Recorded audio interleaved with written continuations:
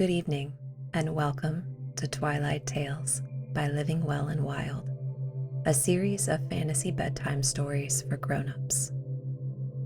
My name is Alexis, and I will be the narrator for your transition from the busy day to a comfortable and restorative slumber. I invite you to make yourself comfortable as we first settle in to a 2-1 breathing pattern.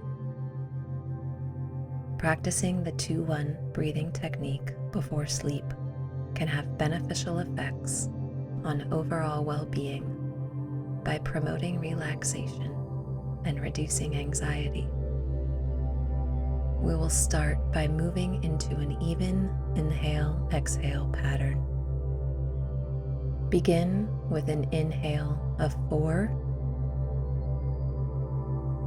and an exhale of 4. Continue this pattern. Inhale 4, exhale 4 for the next few breaths. Inhale 4, exhale 4. Now we are going to adjust our breathing to achieve the 2-1 ratio. This simply means that your exhales are going to be twice as long as your inhales. I am going to use a 3-count inhale and 6-count exhale, but I encourage you to use whatever 2-1 pattern you are comfortable with. Inhale 3, exhale 6. Inhale 3, exhale 6. Really focus on deepening the exhalation, pushing out all that additional air. Inhale 3, exhale 6.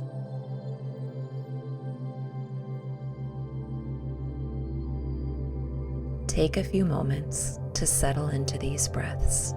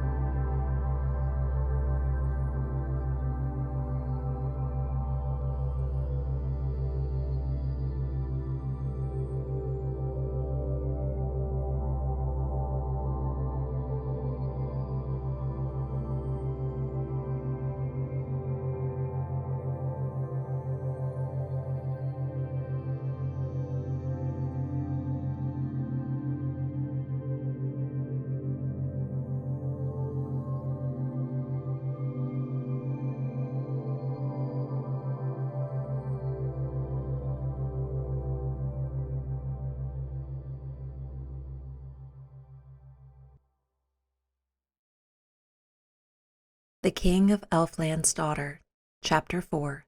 Alveric comes back to Earth after many years. Back through the guarding wood went Alveric and Lirazel, she only looking once more at those flowers and lawns, seen only by the furthest traveling fancies of poets in deepest sleep, then urging Alveric on, he choosing the way past trees he had disenchanted.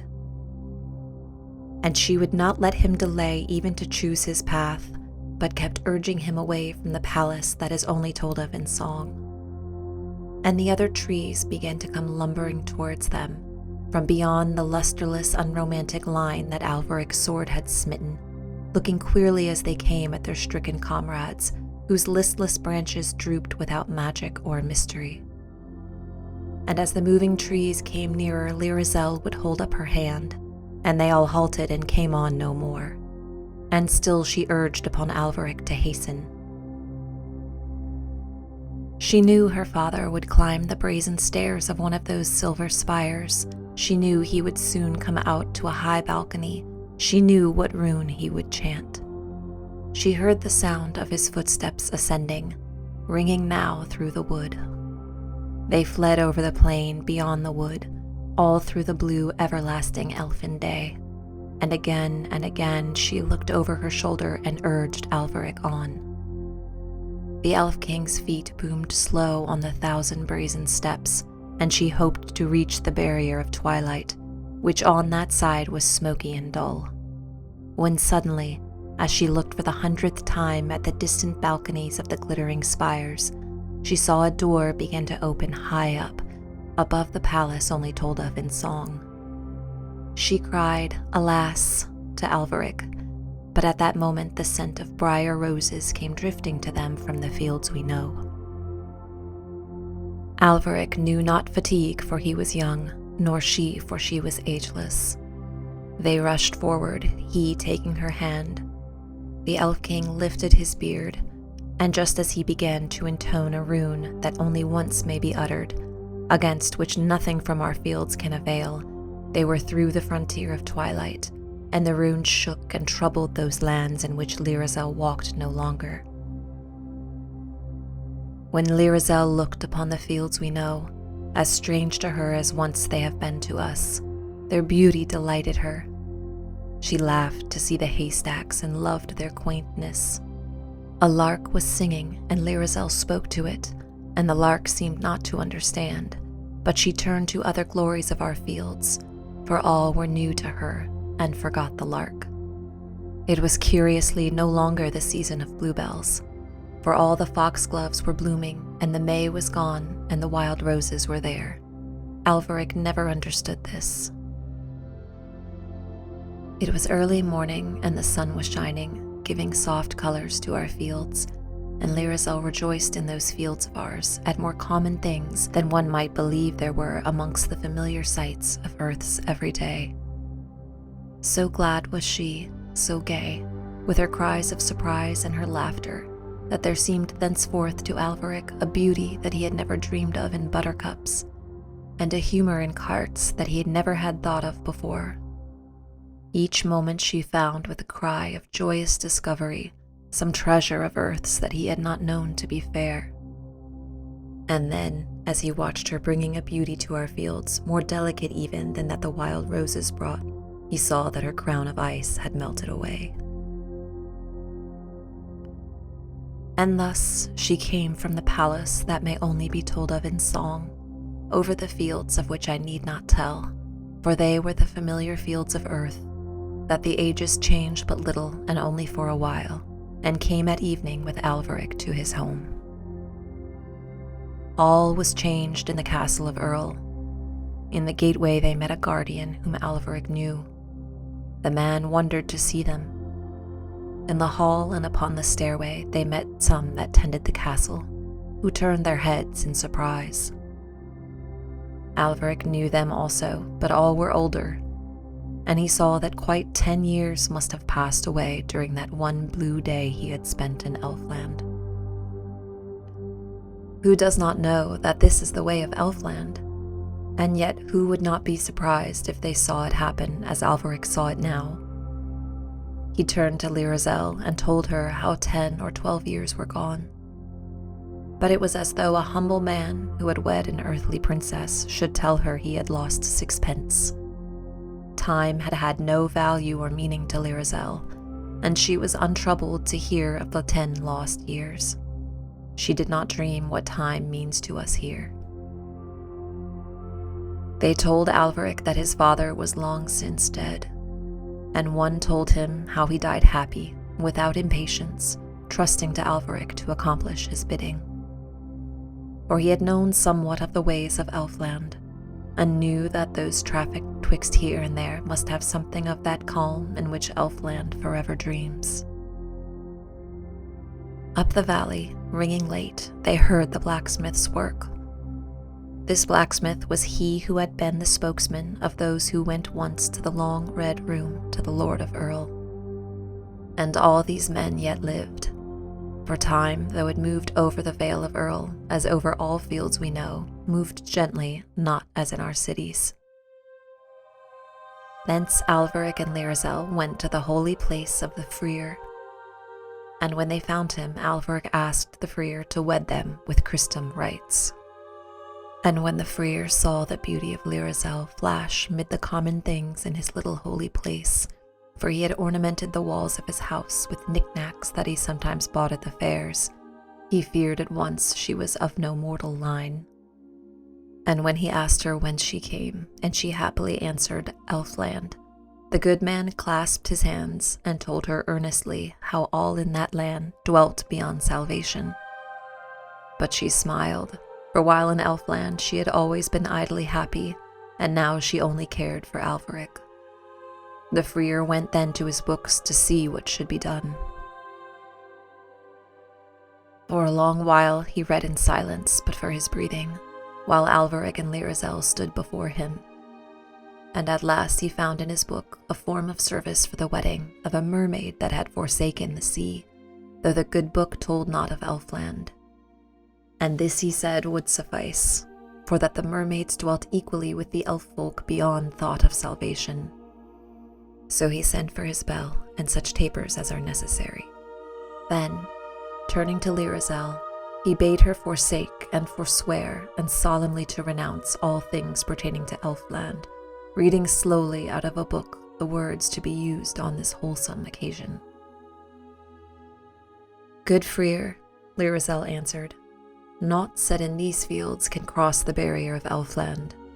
And well that this is so, for my father has 3 runes that could blast this book when he answered one of its spells, were any word able to pass through the frontier of Twilight. I will spell no spells with my father." "But I cannot wed Christum man," the Freer replied, "with one of the stubborn who dwell beyond salvation." Then Alveric implored her, and she said the say in the book, "Though my father could blast this spell," she added, "if it ever crossed one of his runes." And, the bell being now brought and the tapers, the good man wedded them in his little house with the rites that are proper for the wedding of a mermaid that hath forsaken the sea.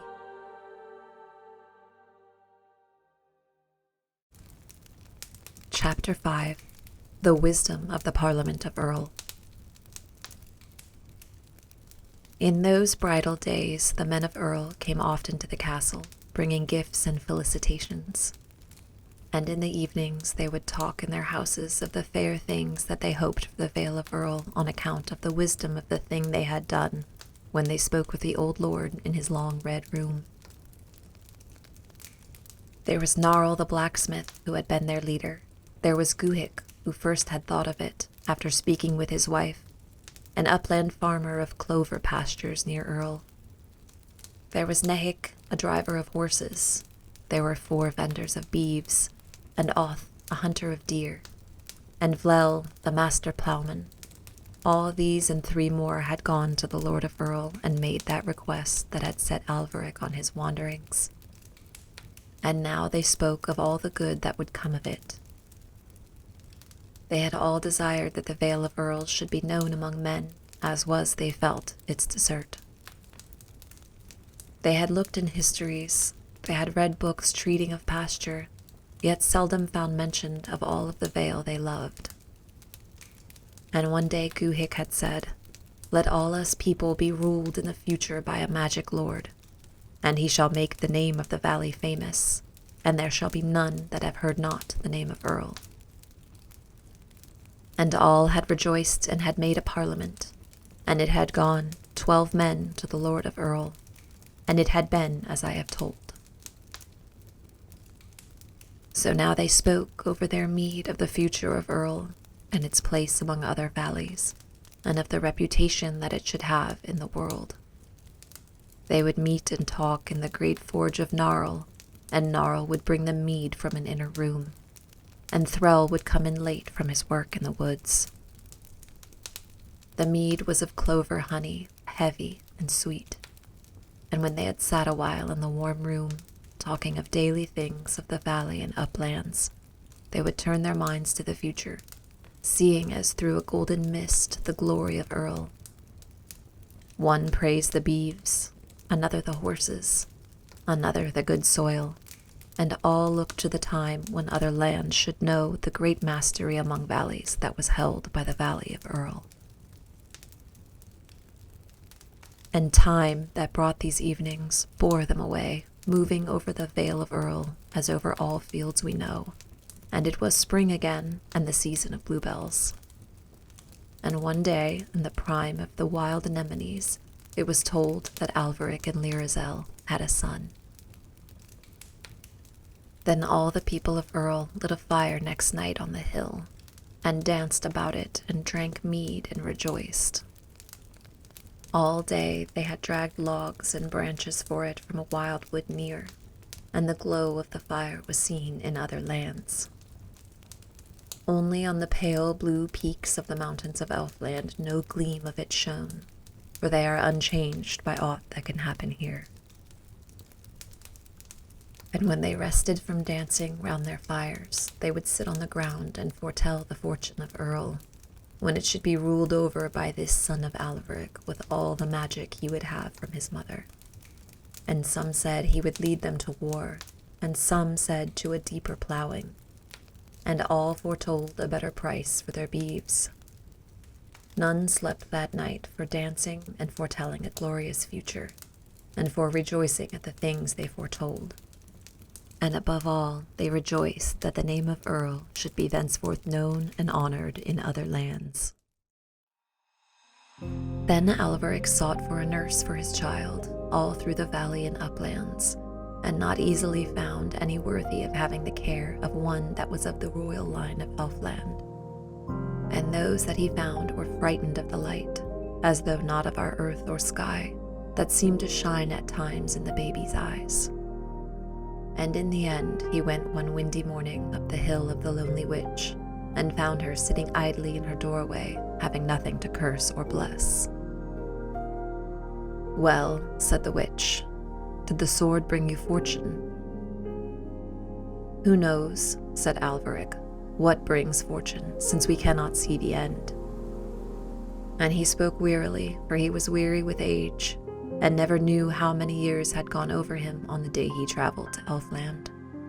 Far more, it seemed, than had passed on that same day over Earl. "Aye," said the witch, "who knows the end but we?" "Mother Witch," said Alveric, "I wedded the King of Elfland's daughter." "That was a great advancement," said the old witch. "Mother Witch," said Alveric, "we have a child, and who shall care for him?" "No human task," said the witch. "Mother Witch," said Alveric, "will you come to the Vale of Earl and care for him, and be the nurse at the castle? For none but you in all these fields knows aught of the things of Elfland, except the princess, and she knows nothing of earth." And the old witch answered, "For the sake of the king I will come." So the witch came down from the hill with a bundle of queer belongings. And thus the child was nursed in the fields we know by one who knew songs and tales of his mother's country. And often, as they bent together over the baby, that aged witch and the Princess Lirazel would talk together, and afterwards through long evenings, of things about which Alveric knew nothing.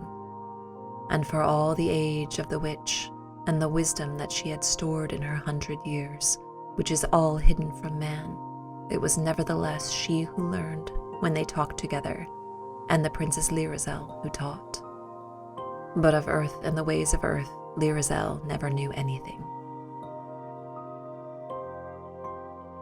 And this old witch that watched over the baby so tended him and so soothed, that in all his infancy he never wept.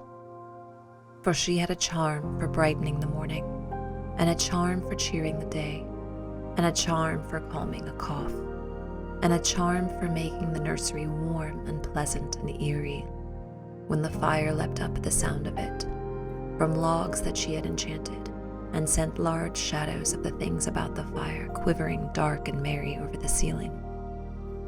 And the child was cared for by Lirazel and the witch, as children are cared for whose mothers are merely human. But he knew tunes and runes besides, that other children hear not in fields we know. So the old witch moved about the nursery with her black stick, guarding the child with her runes. If a draught on windy nights shrilled in through some crack, she had a spell to calm it, and a spell to charm the song that the kettle sang, till its melody brought hints of strange news from mist-hidden places, and the child grew to know the mystery of far valleys that his eyes had never seen. And at evening she would raise her ebon stick and, standing before the fire amongst all the shadows, would enchant them and make them dance for him.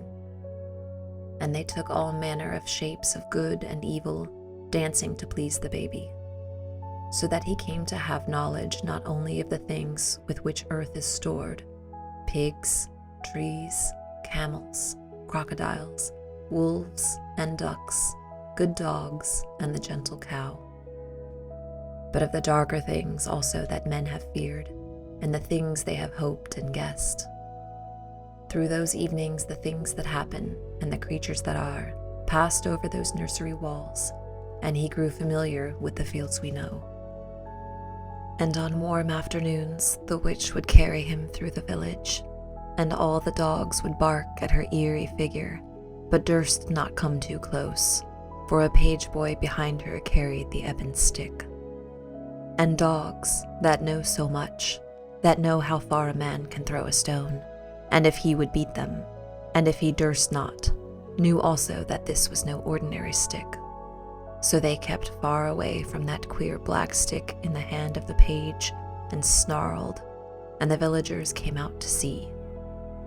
And all were glad when they saw how magical a nurse the young heir had, for here, they said, is the witch Zerundarel.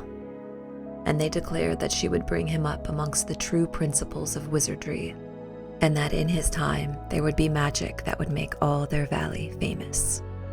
And they beat their dogs until they slunk indoors, but the dogs clung to their suspicions still, so that when the men were gone to the forge of Gnarl, and their houses were quiet in the moonlight, and Gnarl's windows glowed, and the mead had gone round, and they talked of the future of Earl, more and more voices joining in the tale of its coming glory. On soft feet the dogs would come out to the sandy street and howl. And to the high, sunny nursery Lirazel would come, bringing a brightness that the learned witch had not in all her spells, and would sing to her boy those songs that none can sing to us here, for they were learned the other side of the frontier of Twilight, and were made by singers all unvexed by time. And for all the marvel that there was in those songs, whose origin was so far from the fields we know, and in times remote from those that historians use. And though men wondered at the strangeness of them when from open casements through the summer days they drifted over Earl, yet none wondered even at those, as she wondered at the earthly ways of her child and all the little human things that he did more and more as he grew, for all human ways were strange to her. And yet she loved him more than her father's realm, or the glittering centuries of her ageless youth, or the palace that may be told of only in song.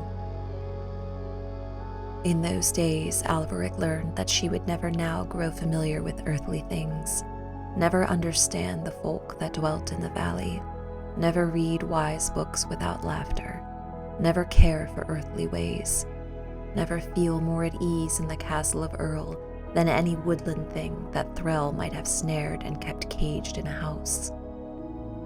He had hoped that soon she would learn the things that were strange to her, till the little differences that there are between things in our fields and in Elfland should not trouble her any more. But he saw at last that the things that were strange would always so remain, and that all the centuries of her timeless home had not so lightly shaped her thoughts and fancies that they could be altered by our brief years here. When he had learned this, he had learned the truth. Between the spirits of Alveric and Lirazel lay all the distance there is between earth and Elfland, and love bridged the distance which can bridge further than that. Yet when for a moment on the golden bridge he would pause and let his thoughts look down at the gulf, all his mind would grow giddy and Alveric trembled. What of the end, he thought. and feared lest it be stranger than the beginning. And she did not see that she should know anything. Was not her beauty enough? Had not a lover come at last to those lawns that shone by the palace only told of in song, and rescued her from her unaccompanied fate and from that perpetual calm? Was it not enough that he had come? Must she needs understand the curious things folk did?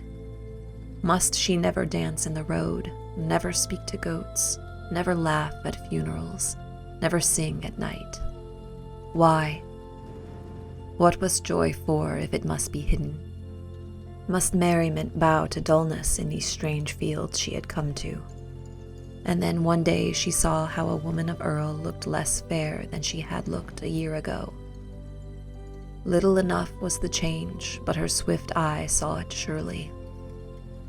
And she went to Alveric, crying to be comforted, because she feared that time in the fields we know might have power to harm that beauty that the long, long ages of Elfland had never dared to dim. And Alveric had said that time must have his way, as all men know, and where was the good of complaining?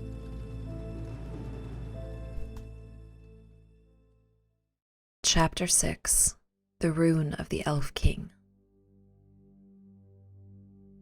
On the high balcony of his gleaming tower the King of Elfland stood. Below him echoed yet the 1,000 steps. He had lifted his head to chant the rune that should hold his daughter in Elfland, and in that moment had seen her pass the murky barrier, which on this side, facing toward Elfland, is all lustrous with twilight, and on that side, facing towards the fields we know, is smoky and angry and dull. And now he had dropped his head till his beard lay mingled with his cape of ermine above his cerulean cloak, and stood there silently sorrowful, while time passed swift as ever over the fields we know. And standing there all blue and white against his silver tower, aged by the passing of times of which we know nothing, before he imposed its eternal calm upon Elfland, he thought of his daughter amongst our pitiless years. For he knew, whose wisdom surpassed the confines of Elfland and touched our rugged fields, knew well the harshness of material things and all the turmoil of time. Even as he stood there, he knew that the years that assail beauty and the myriad harshnesses that vex the spirit were already about his daughter. And the days that remained to her now seemed scarce more to him, dwelling beyond the fret and ruin of time, than to us might seem a briar rose's hours when plucked and foolishly hawked in the streets of a city. He knew that there hung over her now the doom of all mortal things. He thought of her perishing soon, as mortal things must, to be buried among the rocks of a land that scorned Elfland, and that held its most treasured myths to be of little account. And were he not the king of all that magical land, which held its eternal calm from his own mysterious serenity, he had wept to think of the grave in rocky earth gripping that form that was so fair forever. Or else, he thought, she would pass to some paradise far from his knowledge, some heaven of which books told in the fields we know, for he had heard even of this. He pictured her on some apple-haunted hill, under blossoms of an everlasting April, through which flickered the pale gold halos of those that had cursed Elfland. He saw, though dimly for all his magical wisdom, the glory that only the blessed clearly see. He saw his daughter on those heavenly hills stretch out both arms, as he knew she would, towards the pale blue peaks of her elfin home, while never one of the blessed heeded her yearning. And then, though he was a king of all that land, that had its everlasting calm from him, he wept and all Elfland shivered. It shivered as placid water shivers here if something suddenly touches it from our fields. Then the king turned and left his balcony and went in great haste down his brazen steps. He came clanging to the ivory doors that shut the tower below, and through them came to the throne room of which only song may tell. And there he took a parchment out of a coffer and a plume from some fabulous wing, and dipped the plume into no earthly ink, wrote out a rune on the parchment. Then raising 2 fingers, he made the minor enchantment whereby he summoned his guard, and no guard came. I have said that no time passed at all in Elfland, yet the happening of events is in itself a manifestation of time, and no event can occur unless time pass. Now it is thus with time in Elfland. In the eternal beauty that dreams in that honeyed air, nothing stirs or fades or dies. Nothing seeks its happiness in movement or change or a new thing, but has its ecstasy in the perpetual contemplation of all the beauty that has ever been, and which always glows over those enchanted lawns, as intense as when first created by incantation or song. Yet if the energies of the wizard's mind arose to meet a new thing, then that power that had laid its calm upon Elfland and held back time troubled the calm a while, and time for a while shook Elfland. Cast anything into a deep pool from a land strange to it, where some great fish dreams, and green weeds dream, and heavy colors dream, and light sleeps. The great fish stirs, the colors shift and change, the green weeds tremble, the light wakes, a myriad things know slow movement and change, and soon the whole pool is still again. It was the same when Alveric passed through the border of twilight and right through the enchanted wood, and the king was troubled and moved, and all Elfland trembled. When the king saw that no guard came, he looked into the wood which he knew to be troubled, through the deep mass of the trees that were quivering yet with the coming of Alveric. He looked through the deeps of the wood and the silver walls of his palace, where he looked by enchantment, and there he saw the 4 knights of his guard lying stricken upon the ground, with their thick elfish blood hanging out through slits in their armor. And he thought of the early magic whereby he had made the eldest, with a rune all newly inspired, before he had conquered time. He passed out through the splendor and glow of one of his flashing portals, and over a gleaming lawn, and came to the fallen guard, and saw the trees still troubled. "There has been magic here," said the King of Elfland. And then, though he only had 3 runes that could do such a thing, and though they only could be uttered once, and one was already written upon parchment to bring his daughter home, he uttered the second of his most magical runes over that elder knight that his magic had made long ago. And in the silence that followed the last words of the rune, the rents in the moon-bright armor all clicked shut at once, and the thick dark blood was gone, and the knight rose live to his feet. And the elf king now had only 1 rune left that was mightier than any magic we know. The other 3 knights lay dead, and, having no souls, their magic returned again to the mind of their master. He went back then to his palace, while he sent the last of his guard to fetch him a troll. Dark brown of skin and 2 or 3 feet high, the trolls are a gnomish tribe that inhabit Elfland. And soon there was a scamper in the throne room that may only be told of in song, and a troll lit by the throne on its 2 bare feet and stood before its king. The king gave it the parchment with the rune written thereon, saying, "Scamper hence, and pass over the end of the land, until you come to the fields that none know here, and find the Princess Lirazel, who is gone to the haunts of men, and give her this rune, and she shall read it, and all shall be well." And the troll scampered thence. And soon the troll was come with long leaps to the frontier of twilight. Then nothing moved in Elfland any more, And motionless on that splendid throne of which only song may speak, sat the old king mourning in silence. Chapter 7. The Coming of the Troll. When the troll came to the frontier of Twilight, he skipped nimbly through, yet he emerged cautiously into the fields we know, for he was afraid of dogs. Slipping quietly out of those dense masses of twilight, he came so softly into our fields that no eye had seen him unless it were gazing already at the spot at which he appeared. There he paused for some instants, looking to left and right, and, seeing no dogs, he left the barrier of twilight.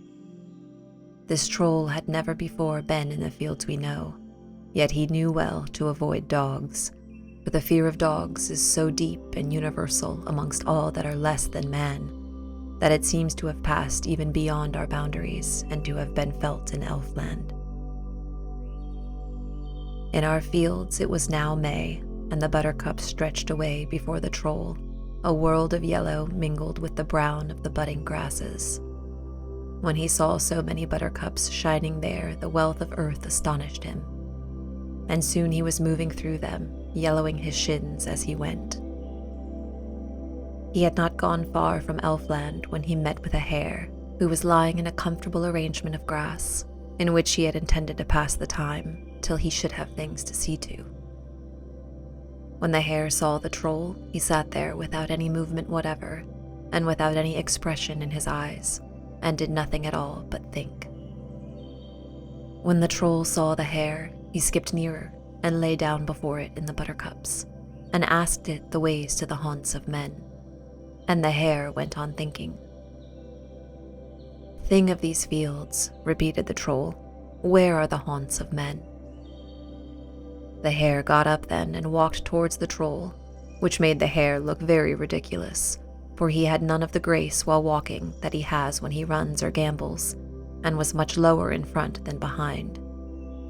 He put his nose into the troll's face and twitched foolish whiskers. "Tell me the way," said the troll. When the hare perceived that the troll did not smell of anything like dog, he was content to let the troll question him. But he did not understand the language of Elfland, so he lay still again and thought while the troll talked. And at last the troll wearied of getting no answer, so he leaped up and shouted, "Dogs!" and left the hare and scampered away merrily over the buttercups, taking any direction that led away from Elfland. And though the hare could not quite understand Elvish language, yet there was a vehemence in the tone in which the troll had shouted "dogs," which caused apprehension to enter the thoughts of the hare, so that very soon he forsook his arrangement of grass and lolloped away through the meadow with one scornful look after the troll. But he did not go very fast, going mostly on 3 legs, with one hind leg all ready to let down if there should really be dogs. And soon he paused and sat up and put up his ears, and looked across the buttercups and thought deeply. And before the hare had ceased to ponder the troll's meaning, the troll was far out of sight, and had forgotten what he had said. And soon he saw the gables of a farmhouse rise up beyond a hedge. They seemed to look at him with little windows up under red tiles. "A haunt of man," said the troll, and yet some elvish instinct seemed to tell him that it was not here that Princess Lirazel had come. Still, he went nearer the farm and began to gaze at its poultry. But just at that moment a dog saw him, one that had never seen a troll before, and it uttered one canine cry of astonished indignation, and keeping all the rest of its breath for the chase, sped after the troll. The troll began at once to rise and dip over the buttercups as though he had almost borrowed its speed from the swallow and were riding the lower air. Such speed was new to the dog, and he went in a long curve after the troll, leaning over as he went, his mouth open and silent, the wind rippling all the way from his nose to his tail in one wavy current. The curve was made by the dog's baffled hopes to catch the troll as he slanted across. Soon he was straight behind, and the troll toyed with speed, breathing the flowery air in long, fresh draughts above the tops of the buttercups. He thought no more of the dog, but he did not cease in the flight that the dog had caused because of the joy of the speed. And this strange chase continued over those fields, the troll driven on by joy and the dog by duty. For the sake of novelty, then the troll put his feet together as he leaped over the flowers and, alighting with rigid knees, fell forwards onto his hands and so turned over, and, straightening his elbows suddenly as he turned, shot himself into the air, still turning over and over. He did this several times, increasing the indignation of the dog, who knew well enough that that was no way to go over the fields we know. But for all his indignation, the dog had seen clear enough that he would never catch that troll, and presently he returned to the farm, and found his master there, and went up to him wagging his tail. So hard he wagged it that the farmer was sure he had done some useful thing, and patted him, and there the matter ended. And it was well enough for the farmer that his dog had chased that troll from his farm, for had it communicated to his livestock any of the wonder of Elfland, they would have mocked at man, and that farmer would have lost the allegiance of all but his staunch dog. And the troll went on gaily over the tips of the buttercups. Presently he saw rising up all white over the flowers a fox that was facing him with his white chest and chin, and watching the troll as it went. The troll went near to him and took a look, and the fox went on watching him, for the fox watches all things. He had come back lately to those dewy fields from slinking by night along the boundary of twilight that lies between here and Elfland. He even prowls inside the very boundary, walking amongst the twilight. And it is in the mystery of that heavy twilight that lies between here and that there clings to him some of that glamour that he brings with him to our fields. "Well, Noman's dog," said the troll, for they know the fox in Elfland, from seeing him often go dimly along their borders, and this is the name they give him. "Well, thing over the border," said the fox when he answered at all, for he knew troll talk. "Are the haunts of men near here?" said the troll. The fox moved his whiskers by slightly wrinkling his lip. Like all liars, he reflected before he spoke, and sometimes even let wise silences do better than speech. "Men live here and men live there," said the fox. "I want their haunts," said the troll. "What for?" said the fox. "I have a message from the King of Elfland." The fox showed no respect or fear at the mention of that dread name, but slightly moved his head and eyes to conceal the awe that he felt. "If it is a message," he said, "their haunts are over there," and he pointed with his long, thin nose towards Earl. "How shall I know when I get there?" said the troll. "By the smell," said the fox. "It is a big haunt of men, and the smell is dreadful." "Thanks, Noman's dog," said the troll, and he seldom thanked anyone. "I should never go near them," said the fox, "but for—" and he paused and reflected silently. "But for what?" said the troll. "But for their poultry," and he fell into a grave silence. "Goodbye, Noman's dog," said the troll, and turned head over heels, and was off on his way to Earl. Passing over the buttercups all through the dewy morning, the troll was far on his way by the afternoon, and saw before evening the smoke and the towers of Earl. It was all sunk in a hollow, and gables and chimneys and towers peered over the lip of the valley, and smoke hung over them on the dreamy air. "The haunts of men," said the troll. Then he sat down amongst the grasses and looked at it.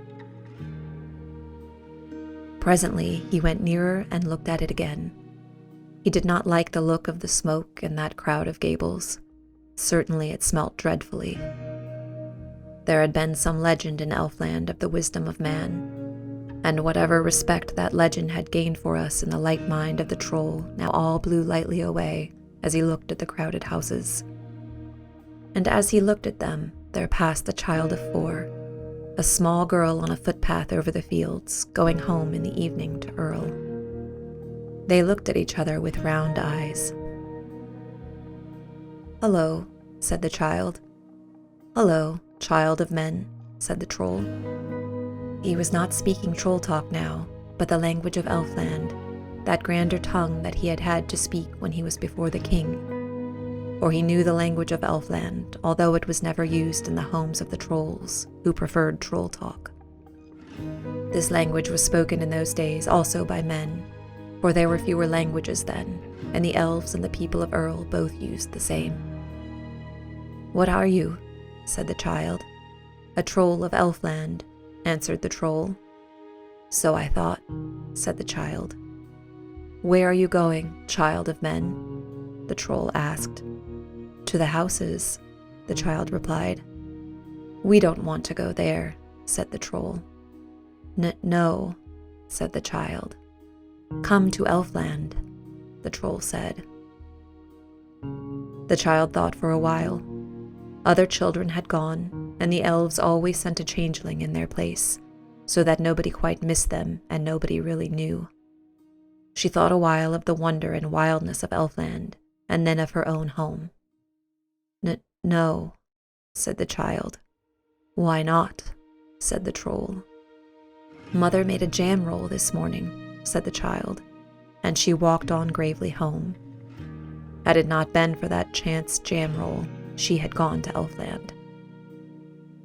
"Jam," said the troll contemptuously, and thought of the tarns of Elfland, the great lily leaves lying flat upon their solemn waters, the huge blue lilies towering into the elf light above the green deep tarns. For jam this child had forsaken them.